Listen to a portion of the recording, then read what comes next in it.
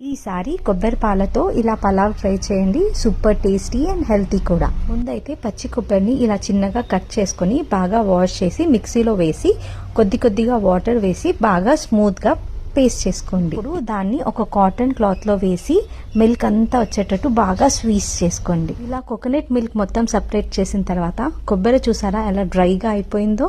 ఇప్పుడు ప్రాసెస్లోకి అయితే వెళ్ళిపోదాం. ముందుగా స్టవ్ మీద కుక్కర్ పెట్టుకొని అందులో కొద్దిగా నూనె, కొద్దిగా నెయ్యి వేసుకుని సాజీరా, కాజు, బిర్యానీ దినుసులు, బిర్యానీ ఆకు అండ్ అలానే ఆనియన్ వేసుకొని బాగా ఫ్రై చేసుకోండి. ఇప్పుడు అందులోనే కొత్తిమీర, కొంచెం ఉప్పు కూడా వేసి ఇంకొక 5 మినిట్స్ ఫ్రై చేసిన తర్వాత ముందుగా నానపెట్టి పెట్టుకున్న రైస్ వేసి ఎక్కువ కలపకుండా 2 మినిట్స్ కుక్ చేసుకోండి. నేను 1.5 గ్లాస్ ఆఫ్ రైస్కి 2 గ్లాసుల కొబ్బరి పాలు అండ్ 1 గ్లాస్ ఆఫ్ వాటర్ అయితే తీసుకుంటున్నా. అండ్ అలానే కొద్దిగా సాల్ట్ కూడా వేసి కుక్కర్ అయితే పెట్టేసా. 2 విజిల్స్ తర్వాత టేస్టీ అయిన కోకోనట్ పలావ్ రెడీ.